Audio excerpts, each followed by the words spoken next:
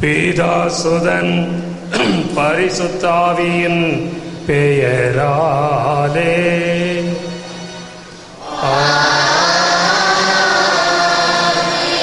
நமது ஆண்டவராகிய இயேசு கிறிஸ்துவின் அருளும் கடவுளின் அன்பும் தேவ ஆவியின் நட்புறவும் உங்கள் அனைவரோடும் இருப்பதாக.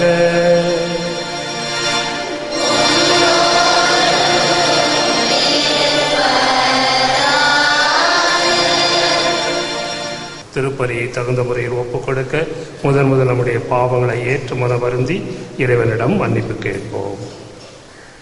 எல்லாம் வல்ல இறைவனிடமும்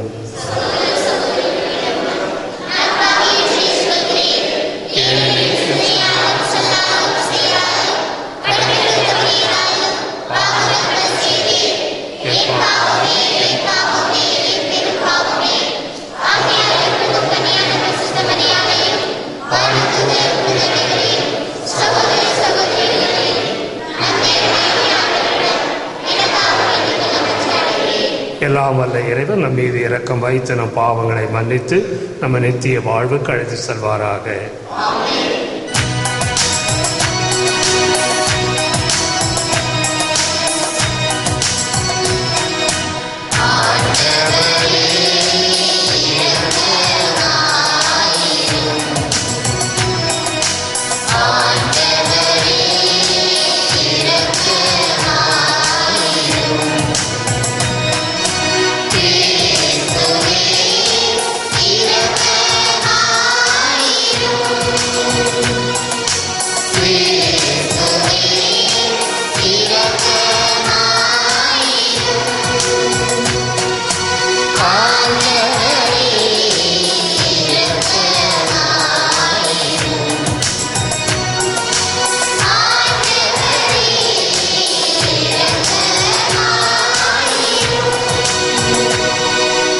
ஜெபிப்போமாக. எல்லாம் வல்ல இறைவா, விண்ணையும் மண்ணையும் ஆண்டு நடத்துகின்றவர் நீரே. உம்மீது நம்பிக்கை வைத்து உம்மை நாடி வந்துள்ள எங்கள் வேண்டுதலை கேட்டருளும். போர்களும் கலகங்களும் குழப்பங்களும் உமது பேராற்றலால் ஓய்ந்திடவும் உலகில் நிலையான உறவு நிலை உருவாகிடவும் இவ்வாறு உண்மையான அமைதி நிலவும் அருள்தாரும். எங்கள் ஆண்டவராகிய கிறிஸ்துநாதர் வழியாக உம்மை மன்றாடுகிறோம்.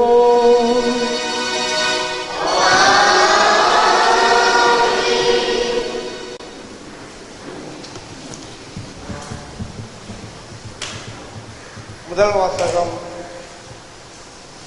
நீ நம்மை புறக்கணித்து உரியாவின் மனைவியை உனக்கு மனைவியாக்கி கொண்டாய். சாமுவேல் 2ஆம் நூலிலிருந்து வாசகம். அதிகாரம் 11 1-4 மற்றும் 5-10 13-17 முடிய உள்ள இறை வாக்கியங்கள். அந்நாள்களில் இளவேனில் காலத்தில் அரசர்கள் போருக்கு புறப்பட்டு செல்வது வழக்கம். அப்பொழுது தாவீது யோவாபை தம் பணியாளரோடும் இஸ்ராயேல் அனைவரோடும் அனுப்பினார். அவர்கள் அம்மோனியரை தோற்கடித்து இரபாவை முற்றுகையிட்டனர். தாவீதோ எருசலேமிலேயே தங்கிவிட்டார். ஒரு நாள் மாலை வேளை தாவீது தம் படுக்கையிலிருந்து எழுந்து அரண்மனை மாடியில் உலாவிக் கொண்டிருந்தார். அப்பொழுது ஒரு பெண் குளித்து கொண்டிருந்ததை தாவீது மாடியிலிருந்து கண்டார். அவள் மிகவும் அழகிய தோற்றம் கொண்டிருந்தாள். தாவீது அவள் யாரென்று கேட்க ஆள் அனுப்பினார். அவள் எலியாவின் மகளும் இத்தியர் உரியாவின் மனைவியுமான பத்சோபா என்று கூறினார். தாவீது தூதரை அனுப்பி அவளை வரவழைத்தார். அவள் தம்மிடம் வந்ததும் அவர் அவளோடு உடலுறவு கொண்டார். பிறகு அவள் தன் இல்லம் சென்றாள். அப்பெண் கருவுற்று தாவீதிடம் ஆள் அனுப்பி தான் கருவுற்றிருப்பதாக அவரிடம் தெரிவித்தாள். அப்போது தாவீது இத்தியனான உரியாவை என்னிடம் அனுப்பிவை என்று யோவாபுக்கு செய்தி அனுப்பினார். யோவாபு உரியாவை தாவீதிடம் அனுப்பி வைத்தார். உரியா தாவீதிடம் வந்ததும் அவர் யோவாபின் நலம் பற்றியும் வீரர்களின் நலம் பற்றியும் போரின் போக்கு பற்றியும் விசாரித்தார். பிறகு தாவீது உரியாவிடம், உன் வீட்டுக்கு சென்று உன் பாதங்களை கழுவிக்கொள் என்றார். உரியா அரண்மனையை விட்டு சென்றதும் அவர் பின்னாலேயே அரசர் அன்பளிப்பு அனுப்பி வைத்தார். உரியாவோ தம் தலைவரின் பணியாளர் அனைவரோடும் அரண்மனை வாயிலேயே படுத்துக்கொண்டார். தன் வீட்டுக்கு செல்லவில்லை. உரியா தம் வீட்டுக்கு செல்லவில்லை என்று தாவீது அறிந்ததும் தாவீது அவரிடம், நீ நெடுந்தொலைவில் இருந்து வரவில்லையா? பின் ஏன் நீ வீட்டுக்கு செல்லவில்லை என்று கேட்டார். தாவீது அவரை அழைத்து அவரோடு உண்டு குடித்து அவருக்கு குடிபோதை ஊட்டினார். மாலையில் அவர் தம் தலைவரின் பணியாளரோடு தம் படுக்கையில் தூங்கச் சென்றார். தம் வீட்டுக்கு அவர் செல்லவே இல்லை. காலையில் தாவீது யோவாவுக்கு ஒரு மடல் எழுதி அதை உரியாவின் கையில் கொடுத்தனுப்பினார். அம்மடலில் அவர் உரியாவை போர் கடுமையாக நடக்கும் முன்னிலையில் நிறுத்தி, அவனை பின்வாங்கு, அவன் விட்டுண்டு மடியட்டும் என்று குறிப்பிட்டிருந்தார். யோவாபு நகரை முற்றுகையிட்டுக் கொண்டிருந்த போது வலிமை மிகு எதிர் வீரர்கள் இருந்த இடத்தை அறிந்து அங்கே உரியாவை நிறுத்தினார். நகரின் ஆள்கள் புறப்பட்டு வந்து யோவாவை தாக்கினர். அப்பொழுது போரில் வீழ்ந்தவர்களுள் தாவீதின் வீரர்களும் சிலர் இத்தியர் உரியாவும் மாண்டனர். இது ஆண்டவர் வழங்கும் அருள்வாக்கு. பதிலுரை பாடல் பல்லவி. கடவுளே, உமது பேரன்பிற்கு ஏற்ப எனக்கு இரங்கும்.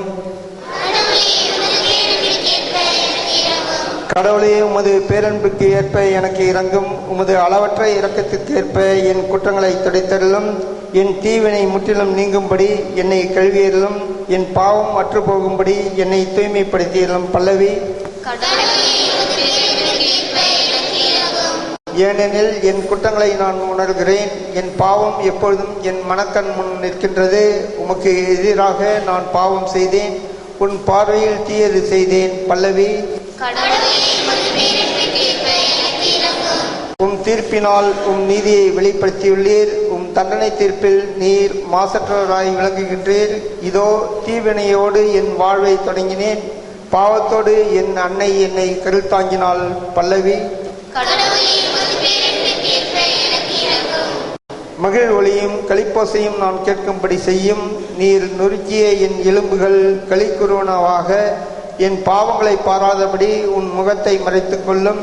என் பாவக்கரை எல்லாம் துடைத்தருளும். பல்லவி.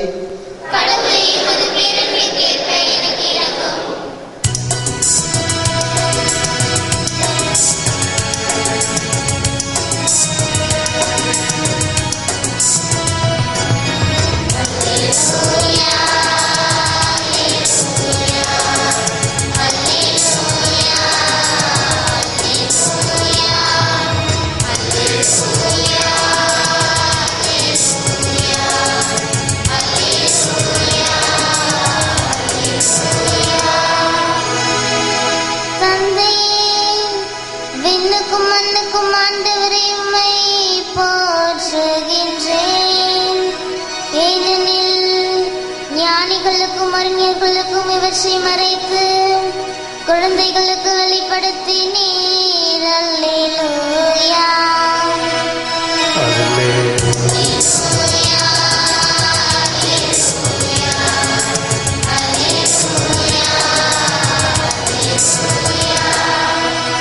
ஆண்டவர் உங்களோடு இருப்பாராக.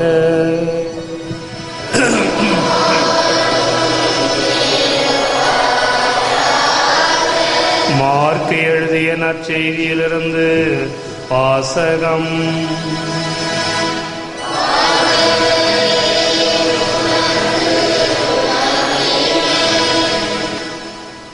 மார்க்கு நற்செய்தி 4ஆம் அதிகாரம், திருவசனங்கள் 26 முதல் 34 முடிய.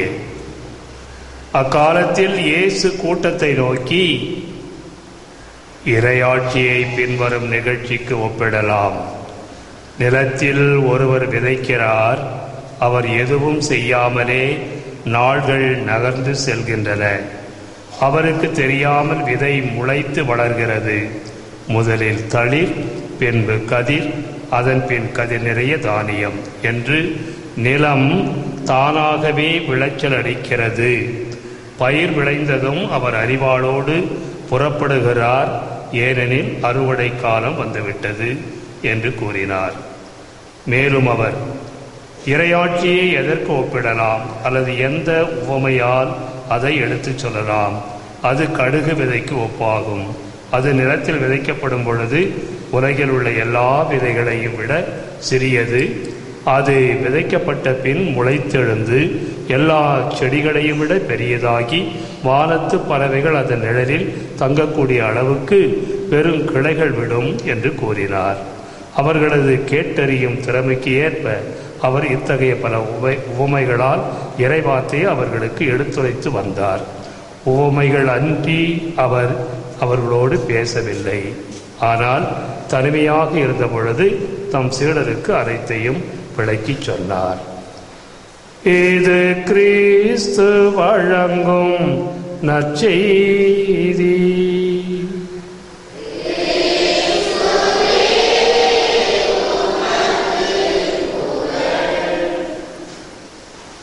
கிறிஸ்து இயேசுவில் அன்புக்குரிய சகோதர சகோதரிகளே, மனிதன் என்பவன் பலவீனம் உள்ளவன். இந்த பலவீனன் தன் நிலையை உணர்ந்தால் அவன் உண்மையான மனிதன். எனக்கு பலவீனம் இல்லை என்று சொல்லிக்கொண்டு இருப்பவன் தன்னைத்தானே ஏமாற்றிக் கொள்பவன் என்ற ஒரு கருத்தை இன்றைய முதல் வாசகத்திலே கடவுள் நமக்கு வழங்குகின்றார். தாவீது என்ற அரசன் இறைவனுக்கு மிகவும் பிரியமானவனாக வாழ்ந்தவன். அப்படிப்பட்டவன் ஒரு பாவத்தை முதலில் செய்கின்றார். ஊரியாவினுடைய மனைவியோடு உடல் உறவு கொண்டு ஒரு பாவத்தை செய்கின்றார். அந்த குடும்பத்திற்கு ஒரு துரோகத்தையும் செய்கின்றார். அதன் பிறகு அந்த பாவத்தை மறைப்பதற்காக ஊரியாவை சண்டைக்கு முன்னணியில் நிறுத்தி அவன் சாவதற்கு வழிகோலுகின்றார். ஆகவே இரட்டிப்பான பாவத்தை அவன் செய்திருந்த நிலையிலே நாத்தான் இறைவாக்கினர் வந்து அதை அவனுக்கு அறிவுறுத்தும் பொழுது அவன் மனம் வருந்தி மன்னிப்பு கேட்டு அழுது புலம்புகின்றான். அவன்தான் உண்மையான மனிதன். ஆகவே இந்த நிகழ்ச்சியிலிருந்து நாம் அறிந்து கொள்ள வேண்டியது, நாம் பெரிய பலசாலி, எனக்கு திறமை உண்டு, எனக்கு அறிவு உண்டு, எனக்கு நல்ல செல்வாக்கு உண்டு, என்னால் எதையும் செய்ய முடியும் என்ற மனித பலவீனத்தை தெரிந்து கொள்ளாமல் நாம் வாழ்ந்து வரும் பொழுது உண்மையான மனிதர்களாக நாம் வாழ முடியாது. எப்பொழுது நம்முடைய பலவீனத்தை புரிந்து கொண்டு கடவுளோடு இணைந்து வாழ கற்றுக்கொள்கின்றோமோ அப்பொழுதுதான் நாம் உண்மையான மனிதர்களாக வாழ முடியும் என்பதை இந்த திருப்பலியிலே நாம் சிந்தித்து இறைவனை மன்றாடி அப்படிப்பட்ட ஒரு நல்ல மனம், நல்ல வாழ்க்கை நமக்கு கிடைக்க இறைவனை மன்றாடுவோம். ஆமென்.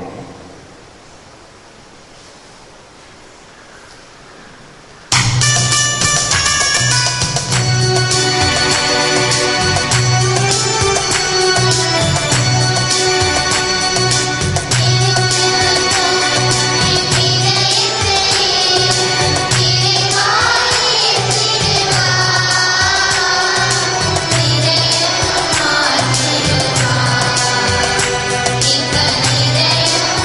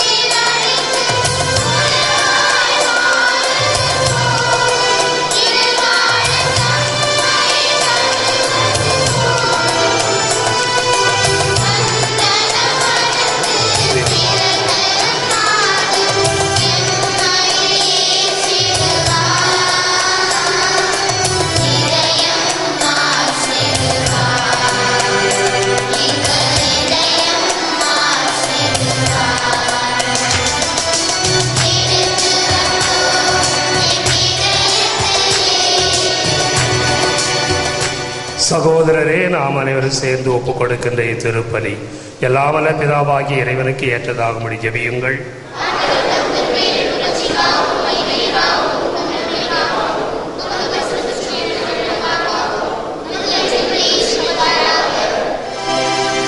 தந்தையே இறைவா, உம் திருமகன் நினைவாக இந்த மர நிகழ்ச்சியை கொண்டாடுகின்றோ. இதற்கு தேவையான காணிக்கைகளை அன்போடு ஏற்றுக்கொள்ளும்.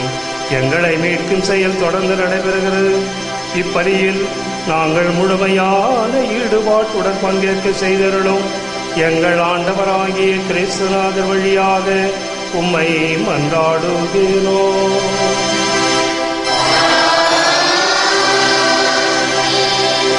ஆண்டவர் உங்களோடு இருப்பாராக.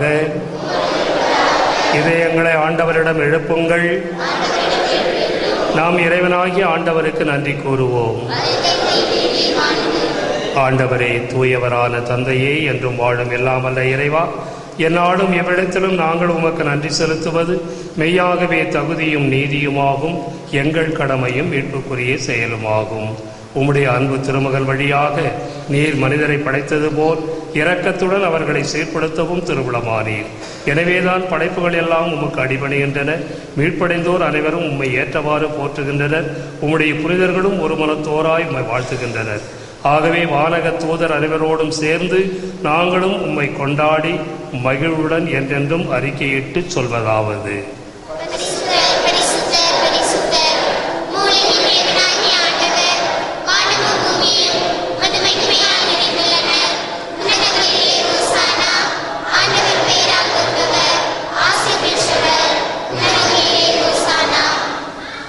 வானக தந்தையே, நீர்மையாகவே தூயவர், புனிதத்திற்கெல்லாம் ஊற்று. இவ்வாறு எங்கள் ஆண்டவராகிய இயேசு கிறிஸ்து வழியாக உடலும் இரத்தமுமாக எங்களுக்கு இவை மாறுபனவாக. அவர் பாடுபட மனமு வந்து தம்மை கையளித்த போது அப்பத்தை எடுத்து நன்றி செலுத்தி அதை பிட்டு தம் சீடருக்கு அளித்து கூறியதாவது: அனைவரும் இதை வாங்கி உண்ணுங்கள், ஏனெனில் இது உங்களுக்காக கையளிக்கப்படும் என் உடல்.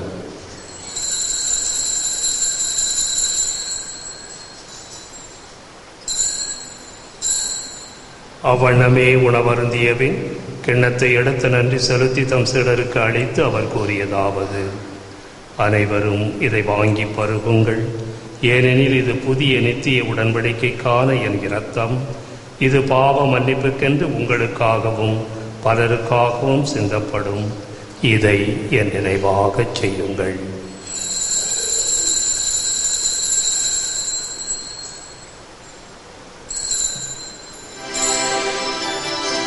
இது விசுவாசத்தின் மறைபொருள்.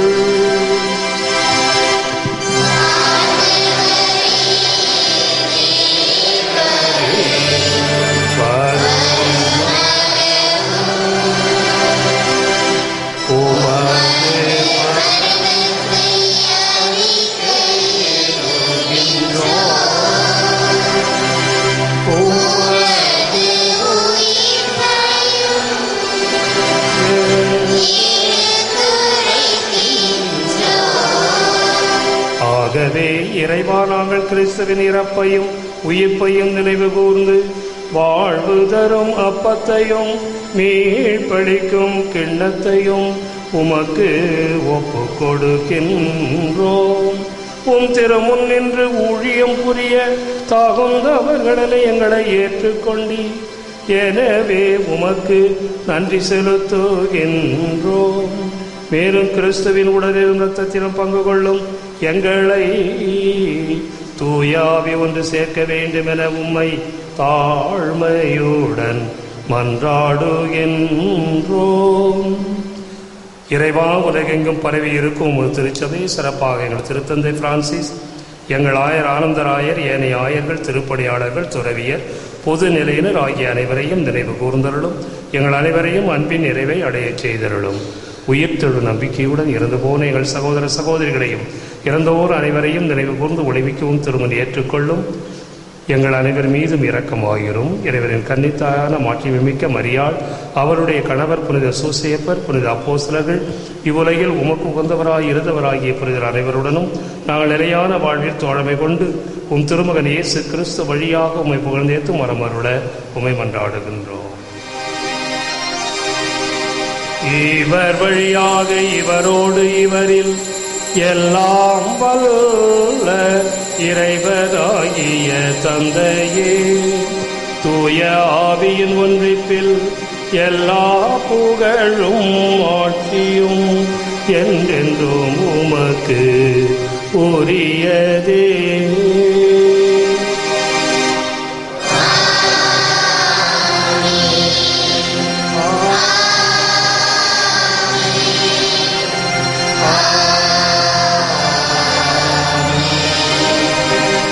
நமது ஆண்டவராகிய இயேசு கிறிஸ்து கற்றுக் கொடுத்த ஜெபத்தை பக்தியோடு சொல்லுவோம்.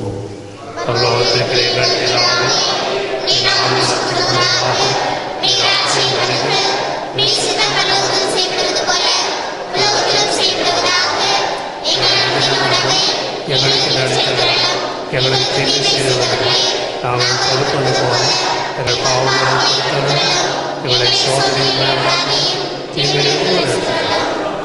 ஆண்டவரே, தீமைகள் அனைத்தினர் எங்களை விடுவித்து எங்கள் வாழ்நாளில் அமைதியை கனிவுடன் அருளை கொண்டாடுகிறோம். இதனால் நாங்கள் உமது இரக்கத்தின் உதவி அடைந்து பாவத்தில் என்று எப்பொழுதும் விடுதலை பெற்றவர்களா யாதொரு கலக்கமும் இந்த நலமாய் இருப்போமாக. நாங்கள் நம்பியிருக்கும் பேரின்ப வாழ்வையும் என் மீட்பராகிய இயேசு கிறிஸ்துவின் வருகையையும் மகிழ்ச்சியுடன் எதிர்பார்த்திருக்கின்றோம். ஆண்டவராகிய இயேசு கிறிஸ்து, சமாதானத்தை உங்களுக்கு விட்டுச் செல்கிறேன், சமாதானத்தை உங்களுக்கு அளிக்கிறேன் என்று உடைய அப்போஸ்தலர்களுக்கு மொழிந்தீரே. எங்கள் பாவங்களை பாராமல் உங்கள் திருச்சபையின் விசுவாசத்தை கண்ணோக்கி அதுக்கு சமாதானத்தையும் ஒற்றுமையை அளித்தருடைய திருவுளம் கொள்வீராக. என்றென்று வாழ்ந்து ஆட்சி செய்கின்றவர் நீரே. ஆண்டவருடைய சமாதானம் உங்களோடு என்றும் இருப்பதாக.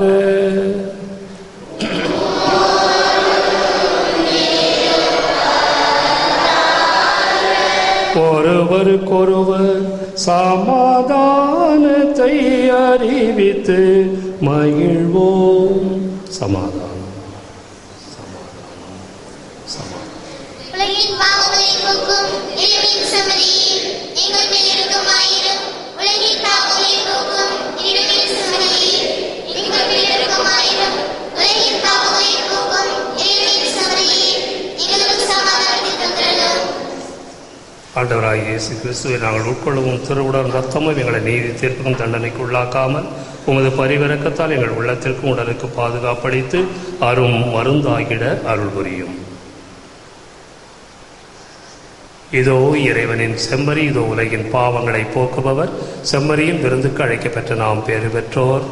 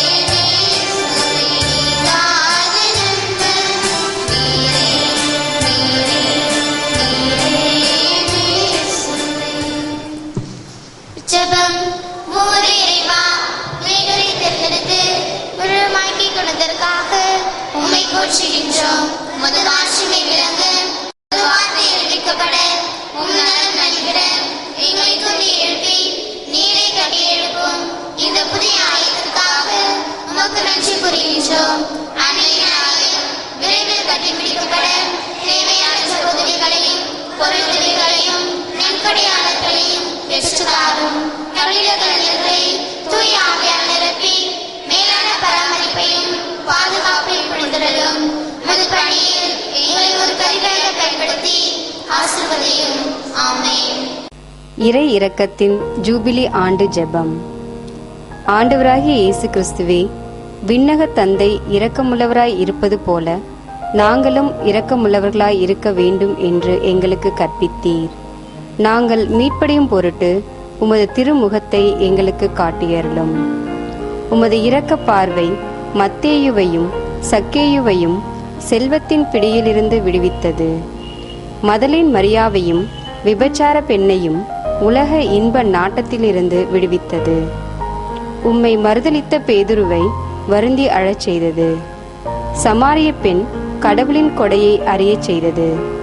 இவ்வாறே நாங்களும் உமது இரக்கத்தை உணர எங்களுக்கு அருள் தாரும்.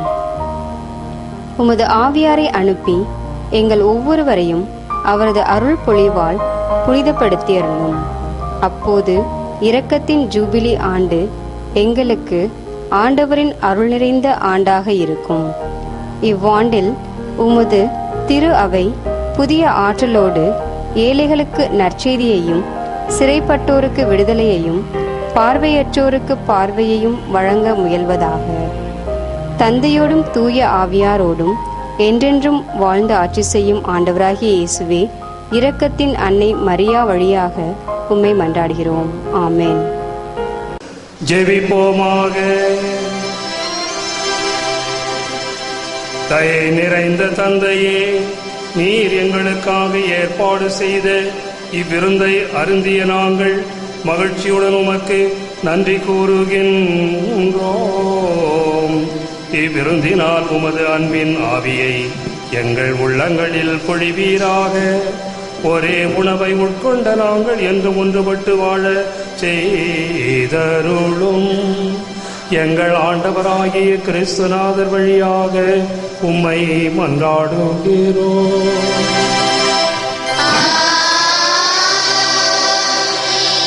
ஆண்டவர் உங்களோடு இருப்பாராக.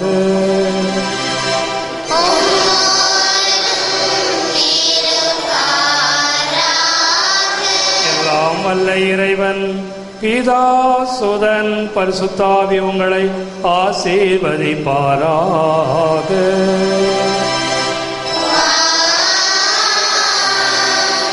சென்று வாழுவோம். திருப்பலி நிறைவேறிற்று.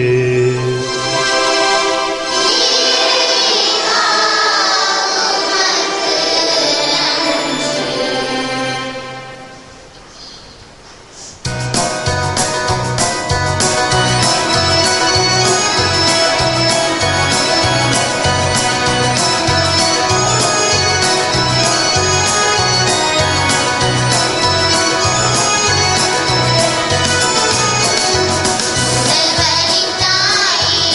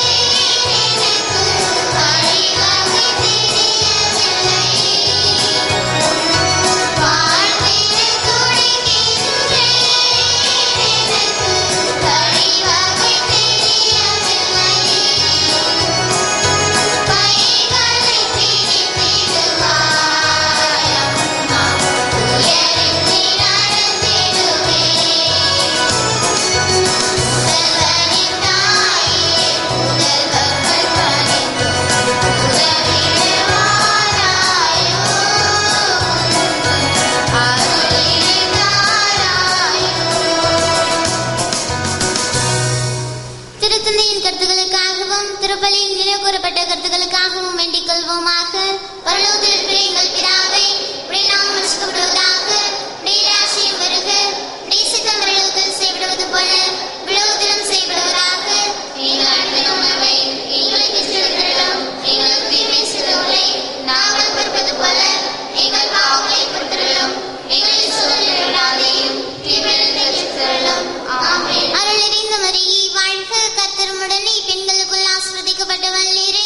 உம்முடைய திருவயிற்றின் கனியாகிய இயேசுவும் ஆசீர்வதிக்கப்பட்டவரே. அச்சிஷ்டமரியாயே, சர்வேசுடைய மாதாவே, பாவிகளான எங்களுக்காக இப்பொழுதும் எங்கள் மரணத்தில் வேண்டிக்கொள்ளும். ஆமென். பிதாவுக்கும் சுதனுக்கும் பரிசுத்த ஆவிக்கும் மகிமை உண்டாவதாக. ஆதியிலிருந்தது போல இப்பொழுதும் எப்பொழுதும் என்றிருப்பதாக. ஆமென். இயேசுவின் மதுரமான திருஹிருதயமே, என் சிநேகமாயிரும். மரியாயின் மாசற்ற திருஹிருதயமே, என் லட்சியமாயிரும். புனித சூசையப்பரே, எங்களுக்காக வேண்டிக்கொள்ளும். புனித குழந்தை இயேசுவின் தரிசனமாலே எங்களுக்காக வேண்டிக்கொள்ளும். எங்கள் பாதுகாவலான சகல சமணசுக்களே, எங்களுக்காக வேண்டிக்கொள்ளும்.